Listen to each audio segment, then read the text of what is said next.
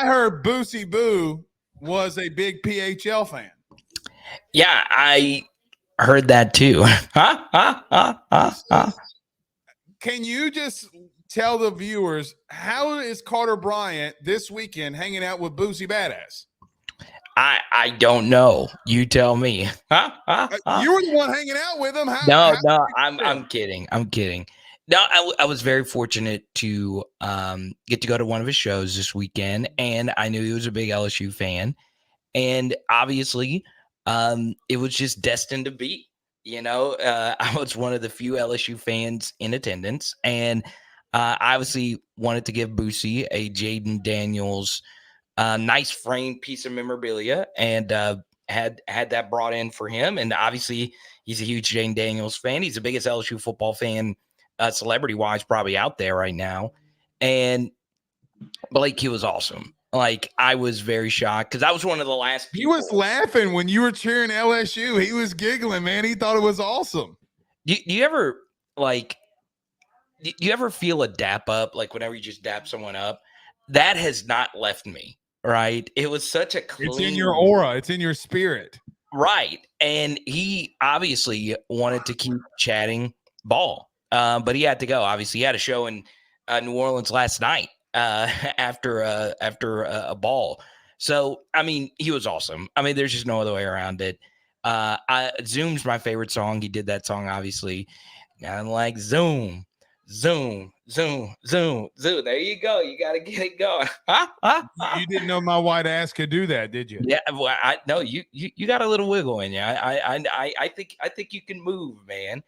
You've seen me at the LSU basketball game, but you want to know what's crazy? It's honestly not even the craziest thing that happened to me this weekend. I promise we'll talk LSU football.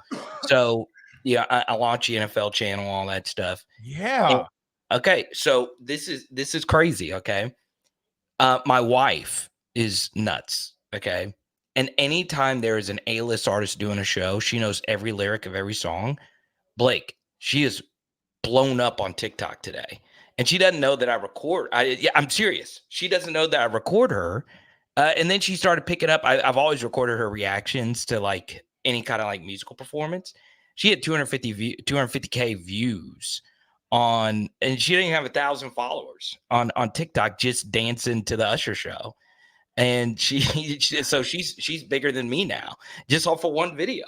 So it's been a crazy weekend and an all-time great Super Bowl. Really excited about that. And Taylor and Trav rolling off into the sunset, baby. And that's what LSU is going to be doing next year.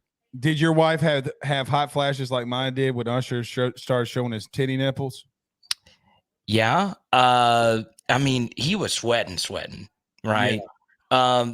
But I looked like he just walked out of a sauna. Like right. dude was. I mean, look, man. I mean, he's dancing. He's gyrating. But what's funny? Jason Derulo, I think not Jason Derulo. Who was it? My mom was like, "Is that CeeLo Green?" It was. Who was it? It was. God dog it. Oh, JD. Who? It was Jermaine Dupri, right? Or Jermaine Dupri, that's who it was. Right. And my mom, when Jermaine Dupri comes on the screen, she goes, "Is that CeeLo Green?"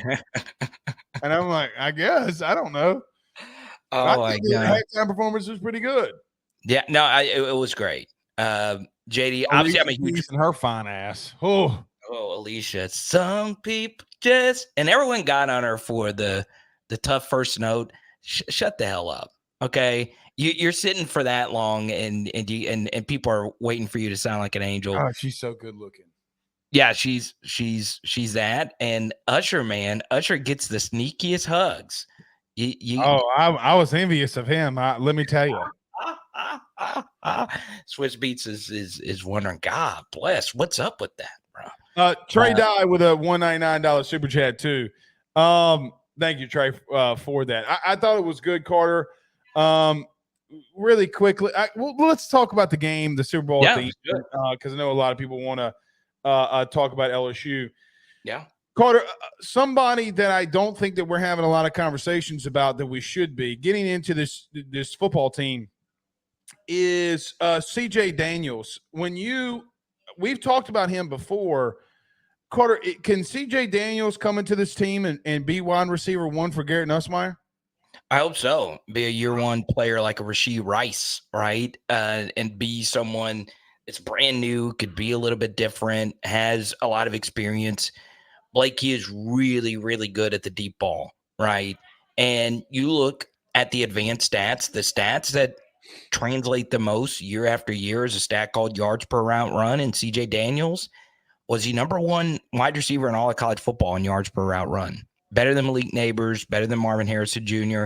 Now, it's not the be all end all. He's not as good as those guys, nor will he be next year. But yes, he very well could be. Blake, I got to be real, man.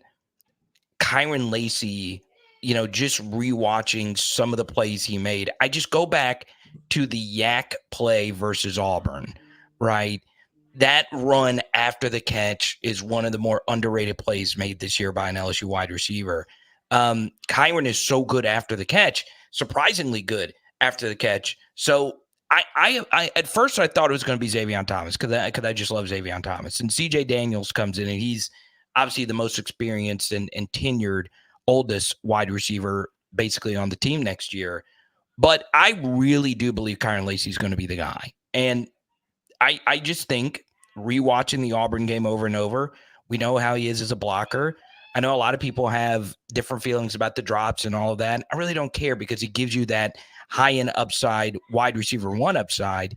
And if you were just to take away if you were just to rip the nameplate off of his jersey, there were times where he looked like some of the other number two wide receivers of the past. He looked like a Ruben Randall. He looked like a Justin Jefferson at times. So I think right now my pick. That play versus Bama was ridiculous. Yes. At that time. It's absolutely insane. So at this point in time, Kyron Lacy is my wide receiver one. Just rewatching these games, and I think I'll stick with it. It's going to take a while. It's going to take a lot for me to change my opinion on that. And Blake, you know how much I like Daniels and Xavier Thomas coming in from the portal. Carter, we got to hear from Brian Kelly on Wednesday after the National Signing Day when they only signed Dominic McKinley. Want to talk about some of the things that Brian Kelly mentioned. He was asked about moving some of the defensive ends into the interior and moving some of the offensive line in, which I don't know who that would be. I guess, what do you think about Brian Kelly? Carter, this is how I always feel. Number one, obviously Brian Kelly met or talked about what is the biggest concern on this team, the inside, the interior of the defensive line. Surprised that you got some DNs moving inside to that role, and should we be worried about some of those guys moving inside? Not really, just because it's mostly the spring, Blake. And you saw last year. I mean, you witnessed it yourself. They had to move some guys around just to get through practice on the offensive line, right? So just because you see it during spring doesn't mean that it should. Let me rudely interrupt you. No, but is that different though? Because yeah, it is. It's different because you're doing that out of necessity. Like you got to do that. Okay. Right. You had to do that with the offensive line because you just didn't want to get guys hurt and you knew that they would come back. You're having to do this because of a numbers problem and a talent problem. Yeah, it is concerning, Blake, but I would also bring this up as well, right? Maybe just maybe one of these young guys turns out to be a dude. Maybe it is Gabriel Relaford, right? Who has made some noise already since he's been there. Look, Blake, if you don't mind, I'm actually getting to meet Gabriel for the first time this Saturday. We're doing an event together at the Bossier City Civic Center, and it's free. Everyone could come to it on Saturday. And Blake, I've never met any one of these four individuals. Debo Atkins, Ahmad Bro, Gabriel Relaford, and Tylen Singleton will all be there. And they'll be signing autographs. It's an all-day thing. They'll be there around like 11, and I'll be there from 10 a.m. till 5 p.m. We did it last year with Patrick Queen and Michaela Williams and Dre Jenkins, Lance Hurd and all those people, Trey Holly as well. So I'm really excited to talk to those young men because, they're probably hearing that, hey, LSU is in a defensive line dearth right now. And if I were one of those guys, I would walk into spring with the chip on my shoulder saying, hey, what do you need me to do? What do you need? What do you need me to do? Can I be that guy? Can I help immediately as a true freshman? But yeah, Blake, it is concerning. Overall, the defensive line depth is concerning. The overall defensive depth is concerning. But what I would tell you is Blake Baker was the single most underrated defensive coordinator in all of college football these past couple of seasons. And now people are just kind of sort of overreacting to the price that was paid to get him here. But after doing a deeper dive on him, like he had 26 games as a Missouri defense coordinator, 26 games. There was only one game I would say that was bad for me. What was it? LSU? No, I don't include any game versus Jaden Daniels doesn't count, right? Because he killed everybody.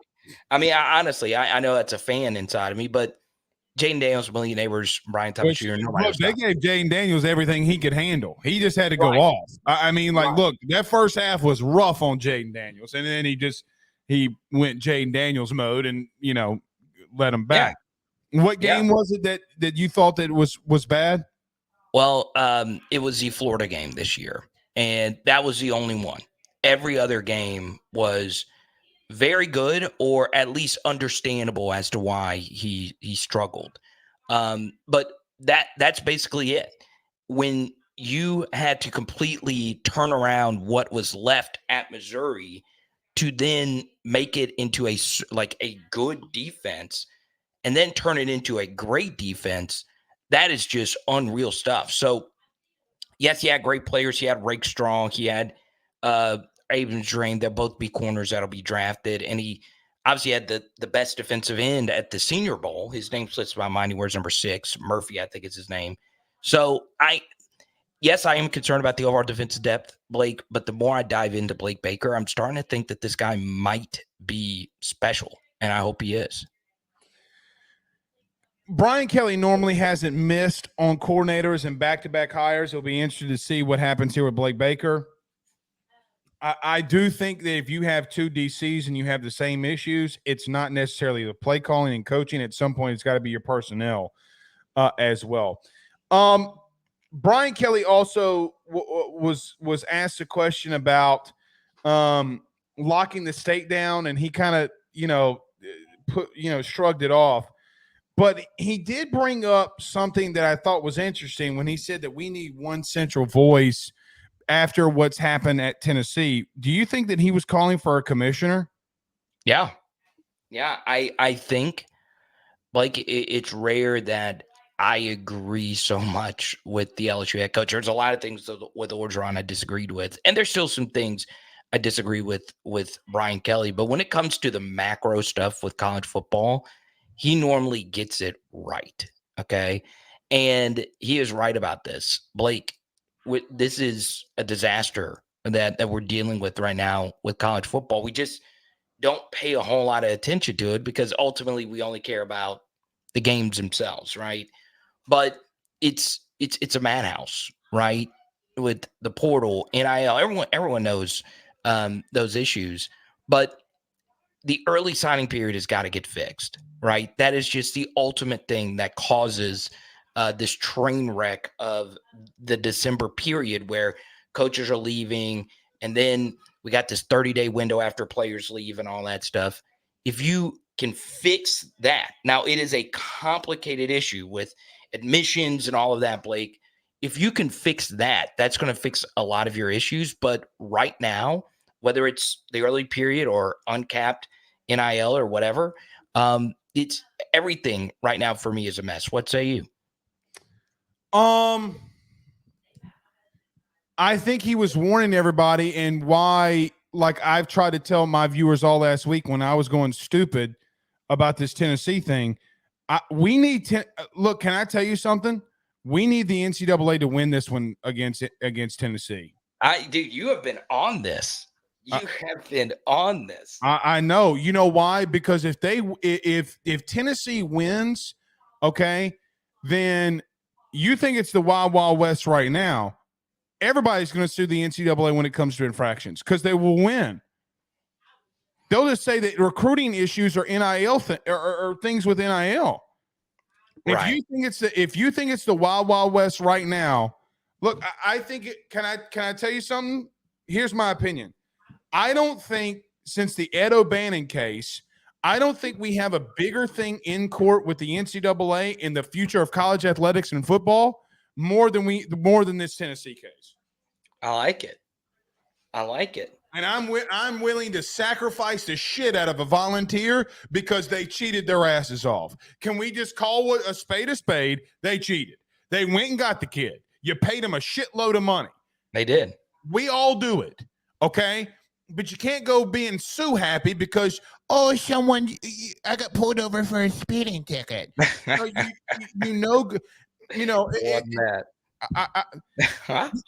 is the program when you finally hook up with that really hot girl and you take her shirt off and her underpits smell.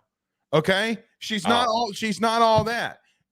I'm sorry, Tennessee. I hope you lose. Anyway, all right.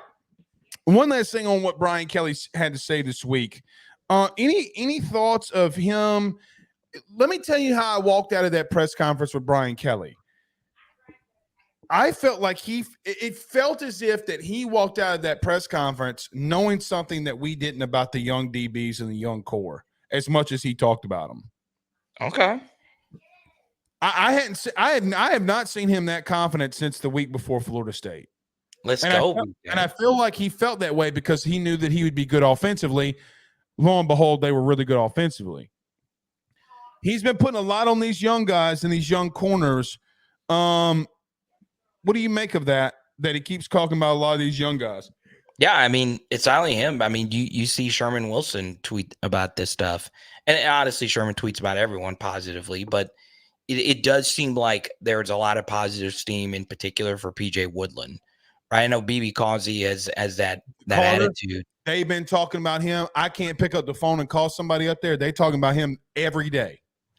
It's nonstop for me too, Blake. And it's just everyone thinks that this is the 3-star gem of the class. So that's the guy that I've heard the most buzz about as far as like the 3-star sleeper coming in from Mississippi. There's been 3-star sleepers from Mississippi at LSU. Obviously, Stephen Ridley was one as well. But I mean, I think the world of Woodland. I really do like him. He played both ways, obviously in high school, and was the best player in the state of Mississippi. So yeah, I'm really excited about that. And if he's got that dog in him, he's going to get a chance to play right away. And that's a good thing because it's going to push those DBs that are ahead of him even harder. Right. And as we move closer to spring, Blake Baker and obviously Coach Olson and Coach Raymond are going to have discussions about whose best position is where. Right. Because I'm not so sure that everyone in that defensive back brain trust feels that Sage Ryan's best position is corner, or Toviano's best position is corner, or Major Burns' best position is safety, or whatever. I don't think they believe that Major Burns' best position is on the field. And that's the thing. They're coming into this tabula rasa, clean slate. They're familiar with obviously some of these players because some of them recruited some of these players, but these are 3 fresh set of eyeballs that will look at this position and be like, you know what, last year you guys sucked. I mean, there's no other way around it. And the guy that was arguably the best player was a year 7 guy who's no longer here. So every single one of you have got to freaking prove it over the next couple of months if you want to play DB at DBU. Carter, is there any – let me ask the elephant in the room question. Is there any I don't know how to even ask it without just ripping the Band-Aid off. Okay. Can we be any worse defensively? No. It would – no. You can't. Yeah, I don't know. You can't be any worse than what LSU was defensively. Are we sure? I'm positive. I have that much. I have that much belief in Blake Baker, and I understand that you did lose good players off of a bad defense, right? I know it sounds counterintuitive, but Mekhi Wingo was good at the end of last year. Mason Smith was really good. Half the season though. What? He did miss it. Yeah. I mean, to be honest with you, can I be real with you? Yeah. I thought Mekhi Wingo was a non-factor. all year. Oh, well, I don't. Until the end of the year when he came back against Wisconsin. Name one big-time Mekhi Wingo play all year. Not Florida State. Florida State, he had some huge plays. Carter, he was got like the pushed only. around the entire second half. He got clapped the entire second half. Let's be real for a minute. Yeah, well, I don't think he had his best half. I'd have to go back and rewatch every snap. I mean, they got clapped up front. Like, let's be real for a minute now. Okay. But I would say this: you still lost him, right? And he's still a good. Very true, and you needed him to come back, right? Yeah, I mean, he's probably a better defensive tackle than anyone you have back, no doubt. Right. That was my main point. And look, I get you. So basically, even with the players that they did end up losing, I think Blake Baker is going to have this group playing better than what they were last year. And I don't think it's just going to be better. I think they're going to be okay. I wouldn't put them in a top 5 defense in the SEC next year because you got to have a 2 deep. I don't know if I feel comfortable with their 2 deep right now, but I think Blake Baker is going to make them competent, and I think he's going to make them like at least decent. Okay. Last year, unlike the 2020 defense that everyone points to as the worst in LSU history, at least that defense did something well. The only thing this defense did well last year was not give up absolutely astronomical plays over the top, but they were horrible at everything else. And that's what bothered me the most. So yes, this defense is going to be better. Some of it is by default, but I honestly think this defense is going to be at least decent. All right, that's fair. Because just from a simple play calling standpoint, you're going to be light years better. Right. So yeah. I agree with that. All right, a couple more for you, and then I'll get you out of here. You know what? Who's a guy that we have not had a conversation about all off season? Let's hear it. Harold Perkins. What is the realistic goal, or what do we think that Blake Baker does with him? I don't know, but obviously last year was not the answer. The first thing here is, did we have some elite Harold Perkins performances last year? Yeah, we had some. Against Blake Baker's old team. I mean, his Mizzou game might be his best game that he's had.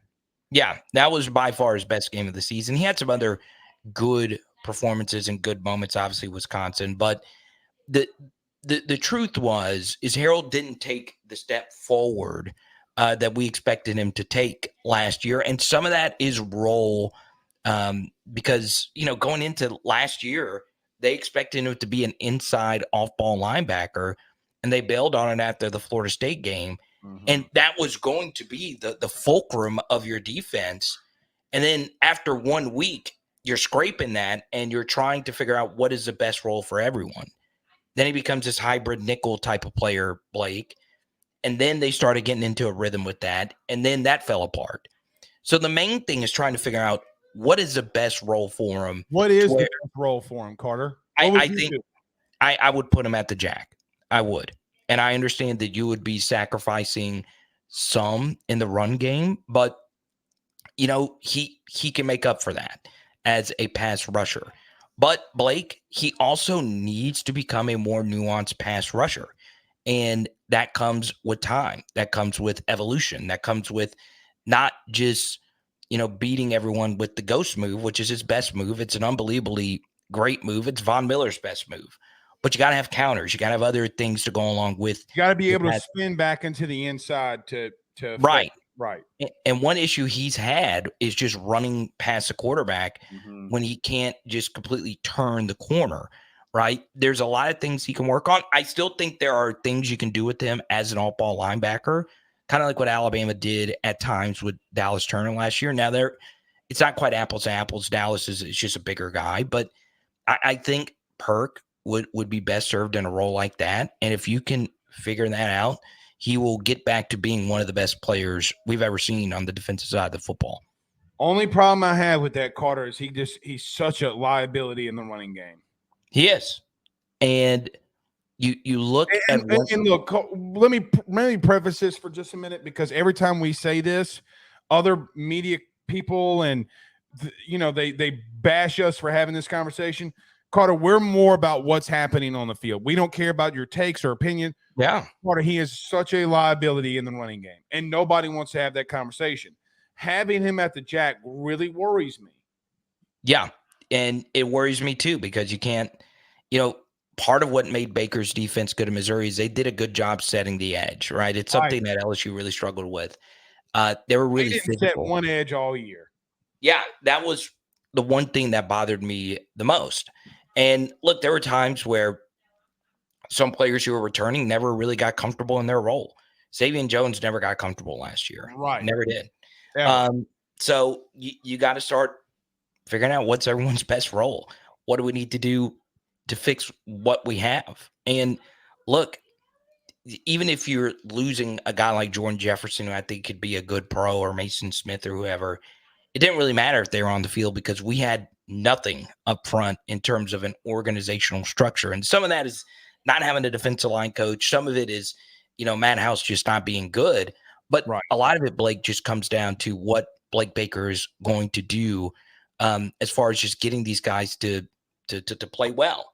And one thing that really stood out to me studying Blake Baker this past weekend, Mr. Ruffino, was he did a good job mixing things up versus whoever he was playing, right? Like, so against Tennessee, he ran a lot of light box. He suffocated the shit out of Tennessee, boy. Right. Woo! And he ran a lot of mint fronts. Like, he just had a 3-man front and just let those guys eat. And then against never really know where Blake's pressure is coming from. Right. He's going to show you a lot of different things, and you got to be ready for it. Yeah. And he did a really good job of coaching the guys up. He did a good job adjusting. The final pick 6 of the game was a good job adjusting in that game to what Tennessee had been killing them with, which were, just deeper in breakers. And they switched up their coverage and they were able to get a pick 6 to seal that one. I just think Baker's really good. I really do think so. That was one of my top guys to be the next defensive coordinator at LSU. And, as you know, Blake, I was not really a big Matt House fan. And now you hated him from the beginning, which I didn't blame you. Well, yeah. And that's fine. I don't always agree with everything, every LSU move, but obviously I want the team to win and be successful.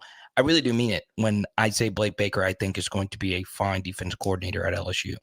The only worry that I have is I will concede having Perk in a vulnerable situation with him being at the jack from a running perspective. You can't have 2 of them, though, and you can't have a bad interior defensive line. So the problem that I have from a schematical standpoint is this.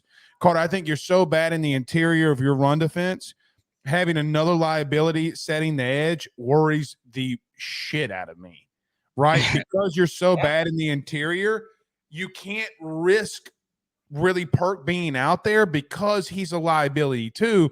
And then when a team like Ole Miss comes in here and starts spanking that ass running the football, it would be one thing if you had 2 interior defensive tackles, which they may have by September, okay, that they can go in there and play in there, okay? But right now, and then, by the way, you got Whit Weeks, okay, that also love him to death, okay, but Whit also is a liability in the running game at times. So those are a lot of things that they got to figure out. One last thing before I get you out of here. Carter, it is LSU related to some extent because they play this team, but then again, it's not. When you saw on Friday that Chip Kelly was leaving, now it been reported he wanted out of UCLA, but when you saw that Chip Kelly was leaving to being a head coach at UCLA to being the offensive coordinator at Ohio State, what did you first think? Oh, it's a huge win for LSU. It's so big for LSU.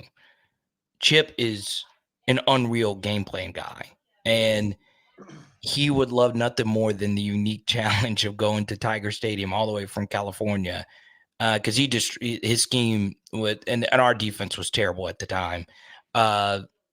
Ironically, our defense at the time was worse facing Chip's scheme than what a Matt House defense would be because of their counter. But man, Blake, it's huge. that made LSU schedule easier next year. Okay. Now they hired Deshaun Foster today, so we'll see how that plays out. But he's never been a head coach. He's never been a coordinator. And that was an in-house kind of deal, a scrambling kind of deal. Mm-hmm. And that's one of the first games on a schedule, right? It's early in the season. So it was a game 3, right? Right. Game 3, game 4, somewhere in that region. That's tough. Flying your team cross country to Tiger Stadium in the first couple of weeks of the year. LSU schedule just got easier, and that's nothing against UCLA. UCLA, the best college football film analyst is a UCLA film analyst, and he is a good friend of mine. I talked to him today, and he would tell you that it's concerning, right? It's going to be tough, man, for them to put together a roster at the number 2 program in your own school. You're going to be in the new Big Ten. They're just not going to be good next year, Blake. And LSU next year going into the new SEC, having 2 non-conference Power 5 games, which isn't unprecedented at LSU, but it's also not something normal. The schedule just got easier for LSU. So it was a big win from an LSU perspective, only if they're going to not play Ohio State in the playoff, because I do like Chip's fit with what Ohio State has at offense there. Are you surprised that a head coach at a Power 5 like UCLA goes to Ohio State, though? It would be more surprising, Blake, if there wasn't a gazillion rumors during the season that they were firing him or moving on or they were going their separate ways. So I agree with that. Now, if that weren't the case, he clearly did not want to be there. Yeah, he wanted out. Yeah, he wanted out. But he's going to be really good at Ohio State. I mean, there's just no other way around it. Well, look, he's a lazy recruiter. You know what I said? Okay, on Ruffino and Joe show on Sunday. Let's hear it. He is the Kelly recruiter that is lazy in recruiting, but everybody puts Brian Kelly in that role, okay, right, and says he's the lazy recruiter when it's actually his cousin Chip who is the lazy recruiter who don't want to do shit. Dude, he's so lazy, and he could be at Ohio State. Corry's got to coach. He's got to recruit quarterbacks. He doesn't have to be the head guy. I mean, it's a great move for him. It's a sleazy move for it being this late. But, I mean, look, it makes Ohio State better. But to your point, does Deshaun Foster and UCLA come into Baton Rouge, which will probably be at night, and get a win? Like, no, I just can't envision that. I want Foster to succeed. I always cheer for first-time head coaches, but man, that is a tough spot. Yep. Now, I will say this about your guy Joel. I don't know Joel. I think we follow each other on Twitter. I did read his mock draft, and Jaden Daniels to the Commanders at 2. I saw that. I was like, first off, him leaping Drake May, I could see it, and then going to Washington to play in the NFC East. I would love it. I have a lot of family. I think Commanders are going to get that number 1 overall pick. Oh, so you believe? I think they're going to get Caleb. I don't think you make a move like bringing in Kingsbury and not going to get Caleb Williams. The ransom you would have to pay, though, to move up, it would be insane, though. Or sit there. Let the Bears take. Bears ain't going to – I don't think the Bears take him. By the way, speaking of college football and Caleb Williams, can I tell you something? In no way humanly possible would I draft that kid. Really? Yeah, I think he's a bust. You and Merrill Hodge. I didn't hear what Merrill Hodge said, but there's no way I'm drafting him. Everybody compares him to Patrick Mahomes. He ain't Patrick Mahomes. He's the Dr. Pibb version if he's Patrick Mahomes. And it is Mr. Pibb. To be it's exact. not Dr. Pibb? No, but it is a knockoff Dr. Pepper. But it doesn't change the fact that was hilarious. Because you know what drives me insane? Okay. He got away from the fingernail thing. Okay, but has done so many immature things. Like going up in the stands and crying with your mom. Then this weekend, he's at some fashion shoot thing, and he's wearing a dress. Oh, that's nothing. I want my quarterback to be quarterbackian. I don't want my quarterback wearing a fucking thong. Well, it wasn't a thong. I guarantee you he's wearing a thong underneath there, trying to act like he's Drake, and he's not.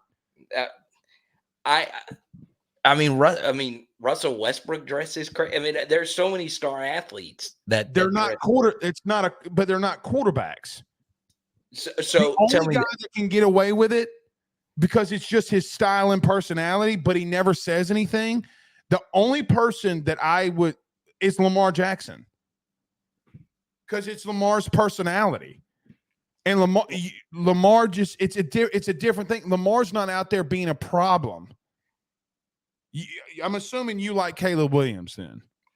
No, I think he's fine as a quarterback prospect. I don't have him on the Mahomes tier, but obviously, I got to be real with you, I don't think he's on Jaden's tier.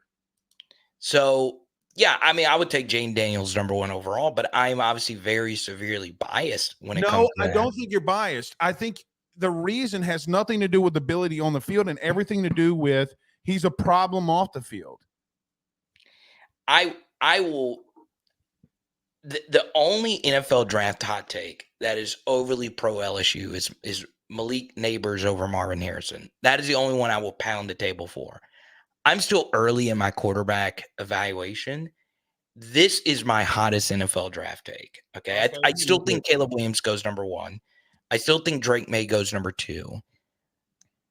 I think a team is going to fall in love with JJ McCarthy and take them before Jaden Daniels. And that would be the best thing that would happen to Jaden Daniels because that's just one extra chip on your shoulder. No, right? Because that means he falls to 4 to Atlanta. Hell no. Hell okay. No. That bullshit. Hell no. If he goes to Atlanta, I might throw up. Oh my God. Yeah, that would suck. I would throw up. That would be the doomsday scenario. But do the Saints move up to go get him? I know they won't, but should they? No. Why? Because they just won't do it. I mean, I'm not saying would they do it. Should they do it? Yeah, they should do it. I mean, hell yeah. I mean, they need something, right? You need a cyborg at quarterback, right? And to me, there's 3 potential cyborgs at quarterback, and Jaden Daniels is one of them. Drake May is another. He is freaky athletic, and Caleb Williams as well has elite tier athleticism. But if I was a team and I don't have Burrow, Allen, Mahomes, all the elite guys, Stafford or whatever, I'm definitely going to do whatever I can to get Jaden, Drake May, or Caleb Williams to be the quarterback of my team. Power Hour NFL, Power Hour LSU, Power Hour SEC.